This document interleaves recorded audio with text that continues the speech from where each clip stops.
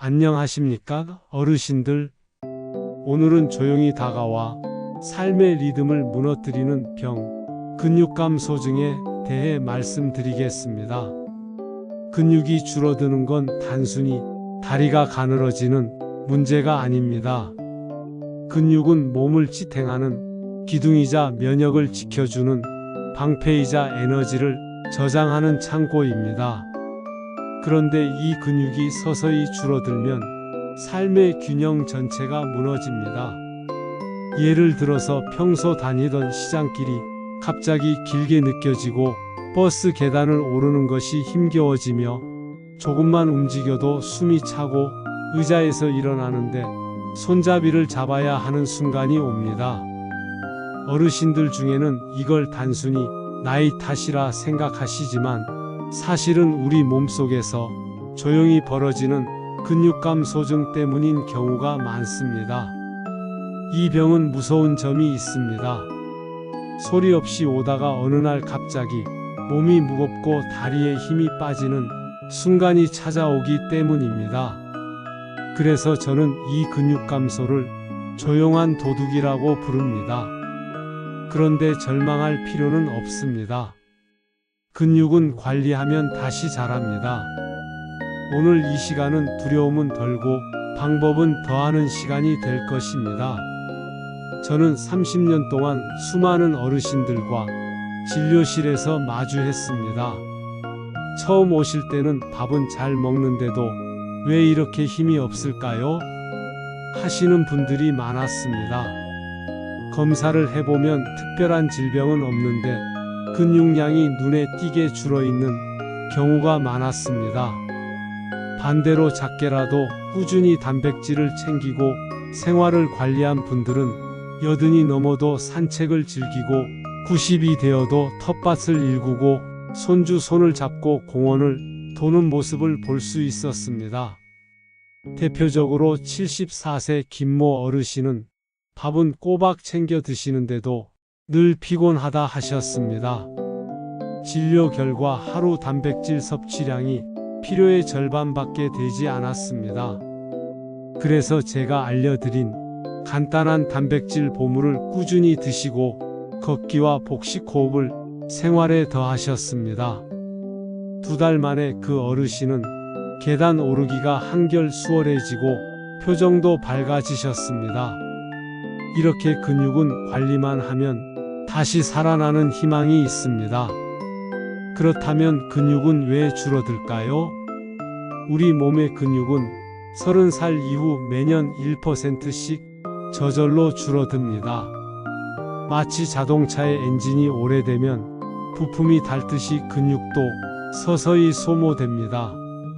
그런데 문제는 우리가 연료를 보충하지 않는다는 데 있습니다. 근육을 만드는 재료는 단백질인데 단백질만 있다고 근육이 생기는 것은 아닙니다. 벽돌만 있고 시멘트와 철근이 없다면 집을 세울 수 없듯이 단백질과 함께 칼슘, 아연, 비타민이 있어야 근육 합성이 제대로 이루어집니다. 여기에 나이가 들수록 위산 분비와 소화 효소가 줄어들기 때문에 같은 양을 먹어도 실제로 흡수되는 단백질은 절반 이하로 떨어집니다. 그래서 어르신들일수록 소화 잘 되는 단백질을 골라야 합니다. 근육 감소가 오면 우리 몸은 여러 가지 신호를 보냅니다.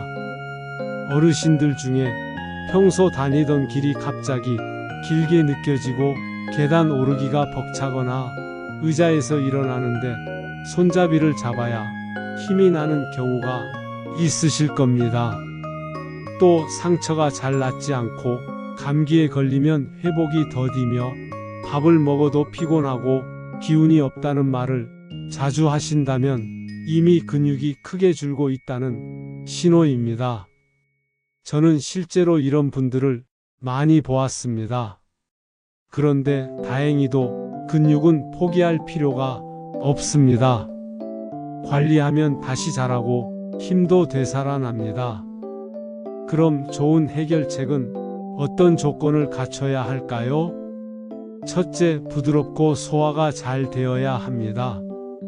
둘째, 단백질과 함께 근육 합성에 필요한 보조 영양소가 있어야 합니다. 셋째, 꾸준히 먹을 수 있을 만큼 가격이 합리적이어야 합니다. 근육은 하루 이틀 챙긴다고 생기지 않습니다.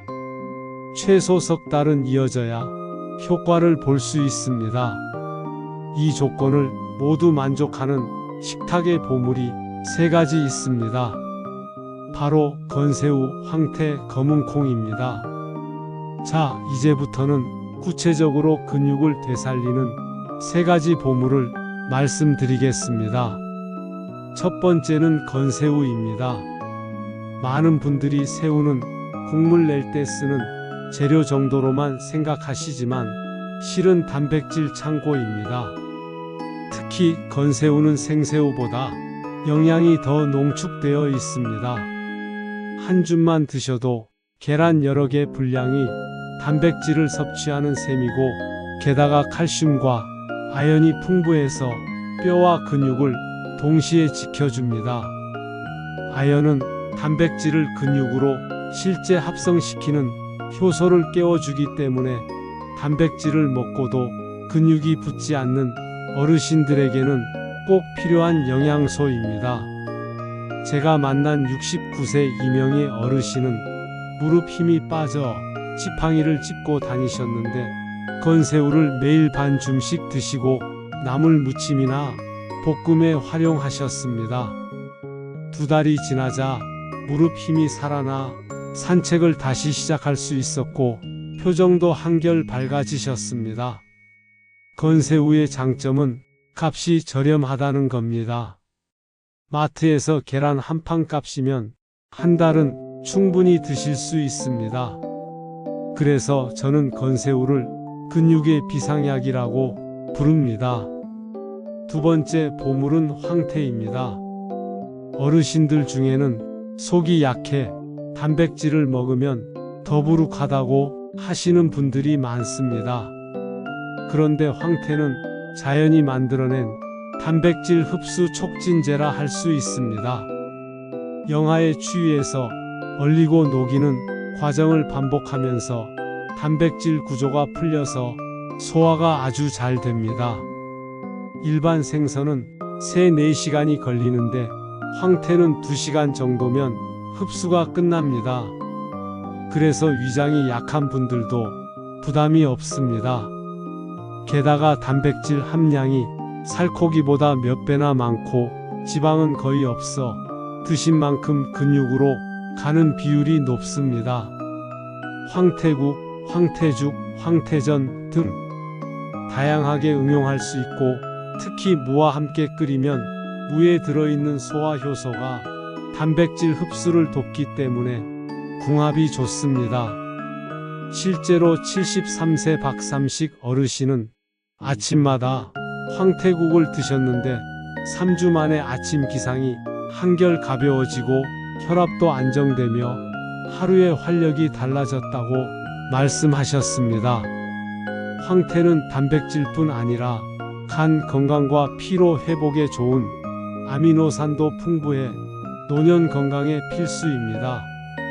세 번째 보물은 검은콩입니다. 우리 조상들이 밭에서 나는 쇠고기라고 부른 이유가 있습니다. 검은콩은 단백질 함량이 높을 뿐 아니라 안토시아닌이라는 강력한 항산화 성분이 들어있어 혈관을 깨끗하게 하고 혈류를 원활히 만들어 단백질이 근육까지 잘 도달하게 돕습니다. 단순히 단백질만 있는 것이 아니라 근육에 실어 나르는 길을 뚫어주는 역할을 하는 것이지요. 게다가 필수 아미노산 구성이 좋아 완전 단백질에 가깝기 때문에 효율이 매우 높습니다. 실제로 78세 서팔복 어르신은 검은콩을 매일 밥에 섞어 드신 지 한 달 만에 혈압이 내려가고 다리 무거움이 사라지면서 활동량이 늘었다고 말씀하셨습니다. 검은콩의 좋은 점은 밥 반 공기에 섞어 지어도 되고 나물로 무쳐도 되고 간식으로 볶아 드셔도 된다는 점입니다. 부담 없이 다양하게 드실 수 있습니다. 이 세 가지 건새우, 황태, 검은 콩을 식탁에 올리시면 단백질뿐 아니라 근육 합성에 필요한 칼슘, 아연, 비타민까지 자연스럽게 보충할 수 있습니다. 마치 벽돌과 시멘트와 철근이 동시에 준비되는 것처럼 근육을 만드는 재료와 도구가 모두 갖추어지는 셈입니다.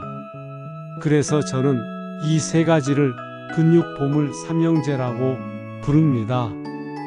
어르신들 기억하시기 쉽게 건, 황, 검 이렇게만 기억하셔도 됩니다.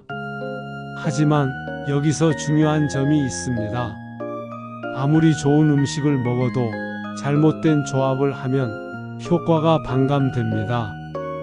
예를 들어 두부와 시금치는 함께 드시면 좋지 않습니다. 시금치 속 수산이 두부의 칼슘과 결합해 흡수를 방해하기 때문입니다.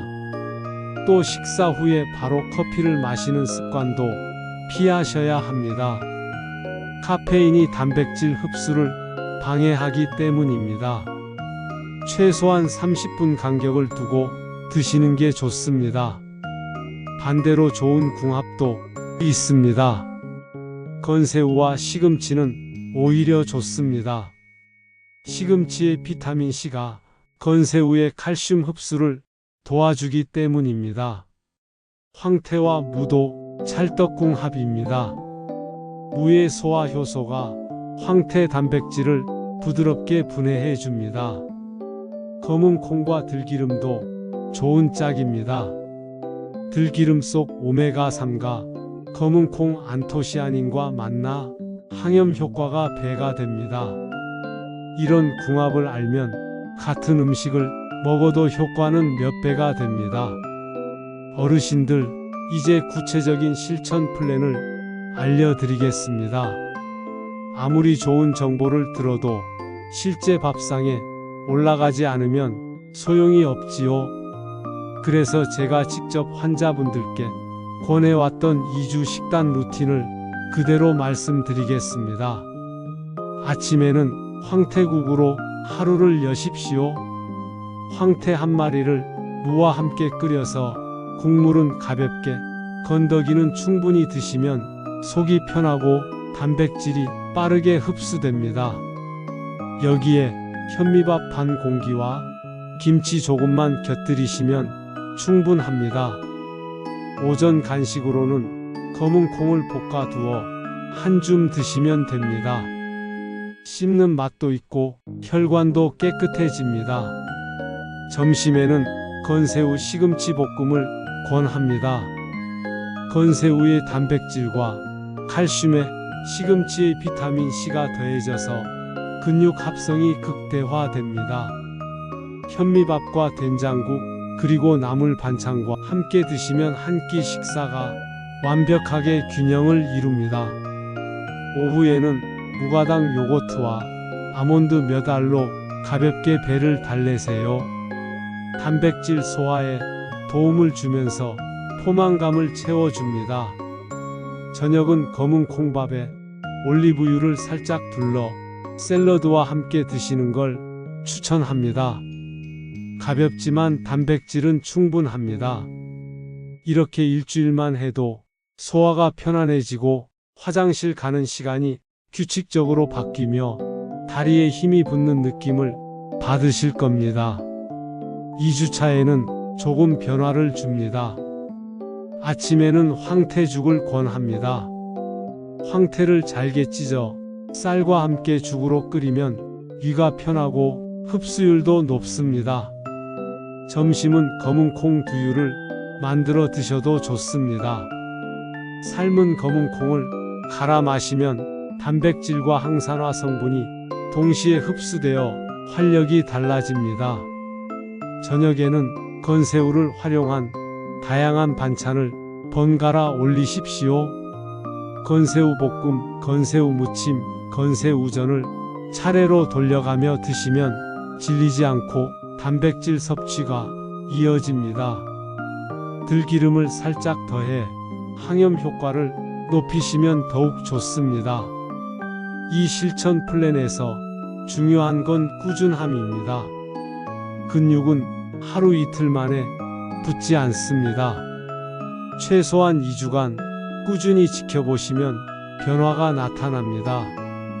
5일 차에는 속이 가벼워지고 전보다 힘이 조금씩 붙는 것을 느끼실 겁니다.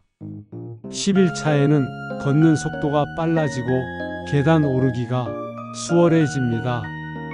14일 차에는 아침에 몸이 덜 무겁고 하루의 활력이 살아나는 것을 분명히 체감하실 수 있습니다. 이것이 바로 단백질이 근육으로 제대로 전달되었다는 증거입니다.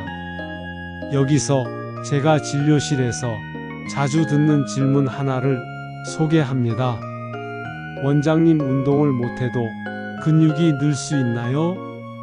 물론 운동이 도움이 되지만 단백질이 근육까지 도달해야 운동 효과도 나타납니다. 그래서 영양이 먼저고 운동은 보조입니다. 걷기 30분만으로도 충분합니다. 중요한 건 단백질을 꾸준히 흡수하게 만드는 식단이지요. 또 다른 질문으로 원장님, 고기를 꼭 먹어야 하나요? 아닙니다. 고기는 방법만 잘 지키면 도움이 되지만 건새우, 황태, 검은 콩만으로도 충분히 근육을 지킬 수 있습니다. 그리고 식물성 단백질과 동물성 단백질을 균형 있게 섞으면 더 안정적입니다. 마지막으로 꼭 드리고 싶은 말씀이 있습니다. 근육은 단순히 다리를 움직이는 힘이 아닙니다. 우리 몸의 면역 저장고이자 혈당을 관리하는 창고이고 호르몬을 분비하는 공장입니다.